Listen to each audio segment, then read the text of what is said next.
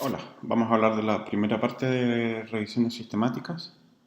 Estas revisiones sistemáticas son distintas de las revisiones que no son no sistemáticas, que es la revisión que uno puede encontrar de un tema en cualquier otro lado porque siguen cierta metodología. Y eso es lo que hace principalmente la diferencia entre una revisión narrativa y una revisión sistemática. Vamos a hablar de definiciones, para qué hacer una revisión sistemática, de búsqueda bibliográfica y después de credibilidad y confianza en la revisión sistemática básicamente, y también vamos a ver cómo leer una revisión sistemática y cómo interpretar los resultados, y para terminar con unas conclusiones. ¿Qué es una revisión sistemática? Y la definición es que es una pregunta que está claramente formulada por un lado, que utiliza una metodología que es explícita, sistemática y reproducible para poder identificar y seleccionar y evaluar además críticamente la literatura relevante a la pregunta que nosotros estamos haciendo, y así poder recolectar y analizar los datos de los estudios que se incluyen. Entonces, por un lado tenemos que tener una pregunta clara y ojalá bien específica. La metodología tiene que ser reproducible, eso quiere decir que cualquiera que lea la metodología que se usó en la revisión sistemática debiera llegar a los mismos resultados.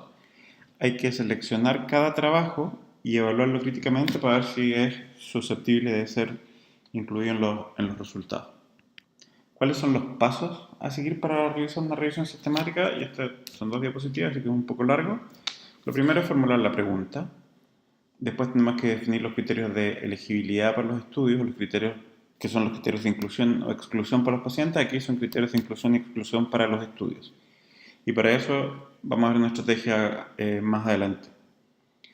Desarrollar una hipótesis a priori que pueda explicar la heterogeneidad de los resultados, realizar la búsqueda, después filtrar los títulos y abstract que vamos a ocupar para la inclusión. Una vez que filtramos estos títulos, revisar el texto completo de los estudios que son potencialmente elegibles. Después de evaluar el texto completo, tenemos que evaluar el riesgo de sesgo de cada artículo en forma individual y finalmente resumir los datos. Y los datos pueden ser resumidos en forma narrativa o mediante un metaanálisis, que es el análisis estadístico de los resultados de varios estudios. Ahora, si hay metaanálisis, tenemos que generar estimadores de efecto e intervalos de confianza, buscar alguna explicación por la heterogeneidad y evaluar la confianza en las estimaciones del efecto. La credibilidad de la revisión sistemática es, y de cualquier trabajo en particular, es cómo la metodología y la conducción de la revisión sistemática, en este caso, evita los sesgos. Y esto se basa en las revisiones sistemáticas, en criterios de elegibilidad que sean inapropiados, pueden verse alterados por búsquedas que no son completas, no son exhaustivas y que no buscan todas las bases de datos, o que las estrategias no incluyen todas las palabras que uno debiera tener, o también tener una falla en el resumen de los resultados. Y la confianza es si creemos o no en los resultados que nos está mostrando la revisión sistemática, que es lo que llamamos estimadores de efecto. Recordemos que los estudios individuales, sobre todo los pequeños, tienen alta probabilidad de sesgo. Muchas veces lo que vemos en la revisión sistemática es una inconsistencia en los resultados, donde algunos trabajos muestran una cosa y otros trabajos muestran lo contrario. La mayoría de los artículos individuales tienen el tamaño muestral que es pequeño y los estimadores son imprecisos, o sea, son los intervalos de confianza, eso significa que los intervalos de confianza son muy grandes. Ahora, ¿por qué hacer revisiones sistemáticas y por qué hacer metaanálisis? Primero porque los estudios individuales, y como les decía, sobre todo los que tienen un tamaño muestral pequeño, son poco representativos y pueden llevar a conclusiones que son erróneas. Las revisiones sistemáticas además incluyen un gran rango de pacientes, lo que aumenta la confianza en la aplicabilidad de los resultados. O sea, no responden más, mientras más pacientes incluimos con distintas patologías, responden más a lo que podemos encontrar en la práctica clínica habitual. En general, y esto en general, mientras mayor tamaño muestral, mayor número de eventos y mayor precisión, eso va a facilitar la toma de decisiones. y la gracia del metaanálisis que permite explorar también algunas inconsistencias entre los estudios. Nunca olvidemos que las estimaciones que nos da el metaanálisis son tan confiables como los estudios individuales que lo componen.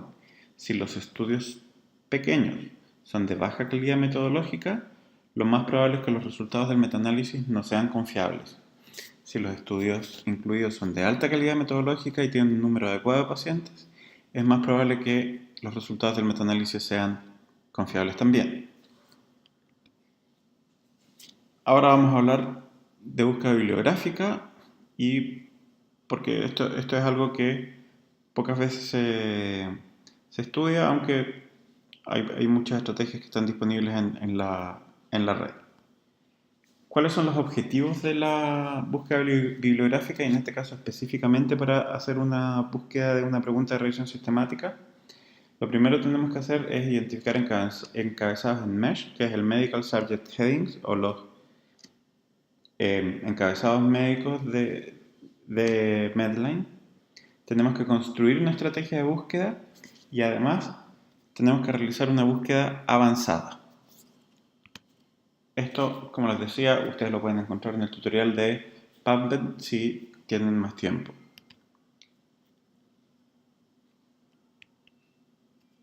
Nuevamente, que es una revisión sistemática, la búsqueda sistemática, acuérdense que tiene que ser exhaustiva, objetiva y reproducible. Tiene que ser extraída de una serie de fuentes y está destinada a identificar la mayor cantidad de estudios relevantes posibles.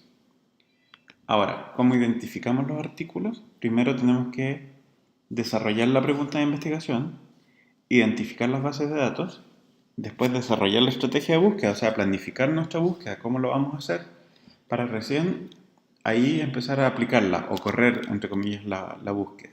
Una vez que corrimos la búsqueda, aplicamos los filtros, exportamos las referencias y lo que tenemos que hacer es, para buscar en otras bases de datos, también tenemos que adaptar la búsqueda y volver a correr.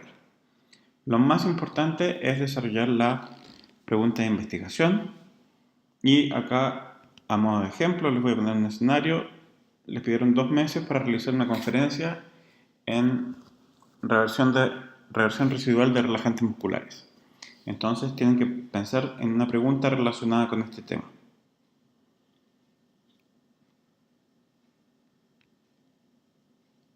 La clave es que mientras más amplia la pregunta, como pueden ver en el gráfico en la parte izquierda, mientras más amplia la pregunta, van a encontrar un gran número de artículos. Sin embargo, la relevancia de esos artículos, como se ve en el eje de las X, va a ser muy baja.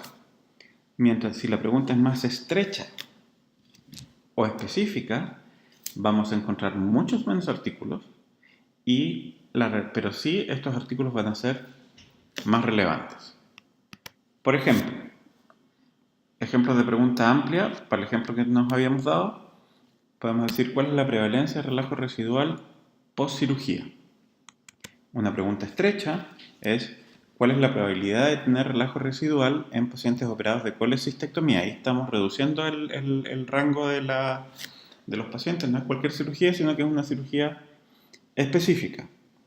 Y la queremos hacer muy estrecha, tenemos que tener las definiciones más claras. Y acá, por ejemplo, ¿cuál es el riesgo de presentar TOF menor a 0,9 después de usar una dosis estándar de inducción de mibacurio en pacientes operados de colecistectomía laparoscópica?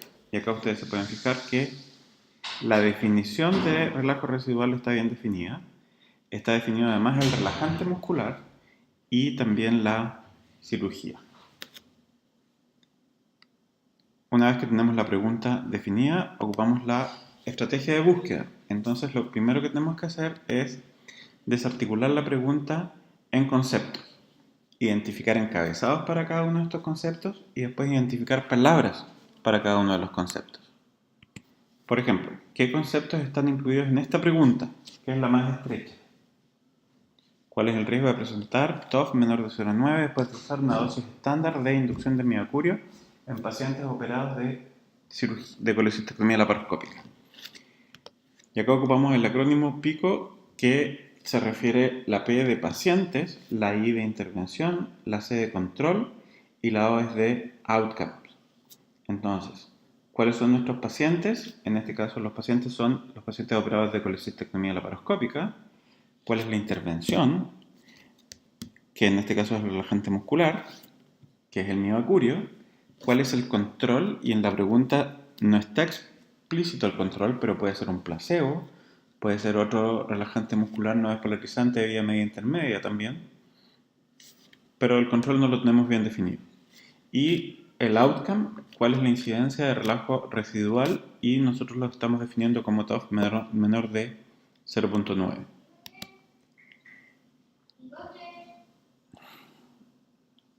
Entonces, nos vamos a PubMed y buscamos en Mesh. Y en Mesh hacemos la búsqueda de los términos Mesh o Medical Subject Headings y primero buscamos el de corresponde a los pacientes, que es el de colecistectomía laparoscópica. A continuación, el que corresponde al relajante muscular, que en este caso es el mioacurio, y también a monitorización neuromuscular, que es el término MESH que agrupa lo que nosotros estamos haciendo, que es la intervención del TOF o 34.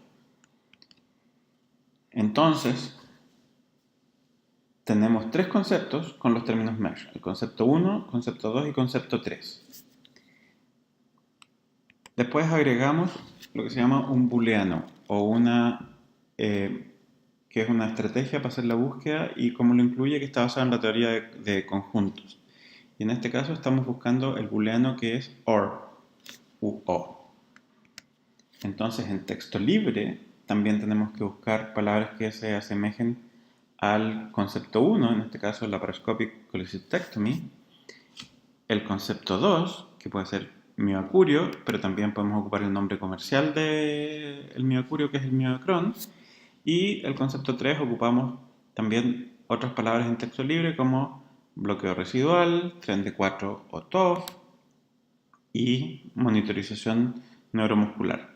Cuando nosotros ponemos el asterisco al final de la palabra nos empieza a buscar todos los derivados que parten con esa raíz. Entonces, neuromuscular,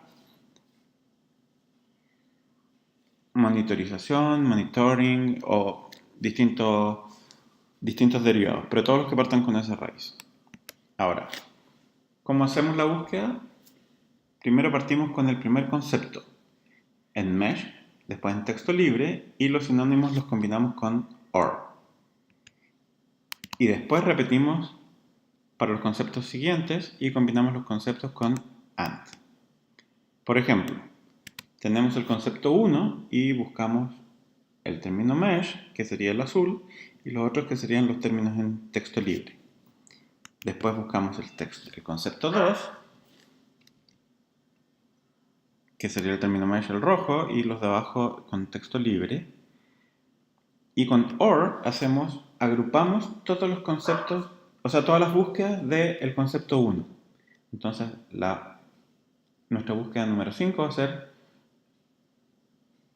la unión de la búsqueda 1, 2, o la 3 o la 4.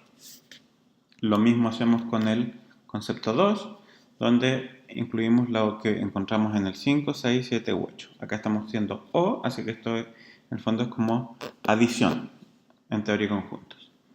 Y después usamos el booleano AND para agrupar las dos búsquedas de los distintos conceptos. Entonces, cuando usamos AND, lo que nos va a buscar son las búsquedas del concepto 1 y que además tengan la búsqueda que además incluye la búsqueda del concepto 2. Y en esa intersección que se da entre el número 5 y el número 10, vamos a extraer nuestros resultados.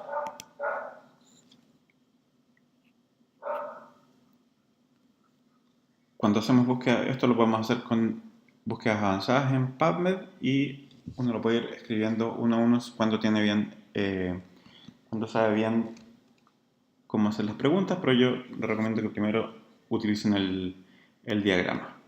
Y después corremos la búsqueda. Y correr la búsqueda es más que nada meter la búsqueda al programa y ver cómo salen los resultados. Y acá yo les muestro el ejemplo de la búsqueda número 17, está el concepto 1, en la 18 está el concepto 2 y en la 19 está el concepto 3 y la búsqueda 20 escribí de nuevo todos los conceptos con los booleanos AND, nos da dos resultados y para confirmar que estaba correcto busqué de nuevo la búsqueda 17, número 18 y número 19 para no tener que escribirlo de nuevo y también nos daba los dos resultados que aparecen en la literatura. ¿Qué filtros podemos ocupar? Hay algunos filtros básicos, como la fecha de publicación, entonces podemos ver estudios recientes, entre 2000 y 2016, ponte tú, 17, y el lenguaje de publicación, que podemos buscar solo artículos en inglés o en español. Y eso se hace después de la búsqueda, está en PubMed en la columna de la izquierda. Y hay otros filtros avanzados que nos sirven para buscar, por ejemplo, si queremos encontrar solo ensayos clínicos aleatorizados. Y este, por ejemplo, es el filtro que recomienda Cochrane si uno quiere buscar solo filtros aleatorizados, que está como ejemplo y no tiene sentido que uno se lo aprenda. Si lo quiere, uno lo puede ir a buscar después, pero no hay que aprender. El paso siguiente es exportar las referencias y acá uno puede ocupar cualquier manejador de referencias. ¿Y qué es lo que hacen los manejadores de referencias? Identifica y elimina referencias que están duplicadas, nos ayuda a formatear la bibliografía, que siempre es un tremendo problema, organiza las referencias en grupo, te permite compartir referencias con otros colegas y cuando uno está suscrito a algunas revistas, los textos completos se descargan automáticamente. ¿Cuáles son los pasos siguientes en la revisión sistemática? Buscar otras bases de datos donde tenemos que tratar de retener la estrategia original dentro de lo posible. Hay que considerar que en otras bases de datos que no sean PubMed pueden no haber encabezamientos o pueden ser distintos los encabezamientos que estamos buscando y tenemos que hacer el seguimiento de los términos de búsqueda usando nuevas planillas o diagramas como el que ya vimos. ¿A quién pedir ayuda? Los bibliotecarios siempre tienen súper buena disposición y ellos están entrenados para hacer este tipo de cosas. Entonces, los objetivos que vimos acá fueron identificar los encabezados en Mesh, pudimos ver cómo construir una estrategia de búsqueda mediante el diagrama y también pudimos realizar esta búsqueda avanzada donde también vimos cómo aplicar los filtros necesarios. Este es el fin de la primera parte.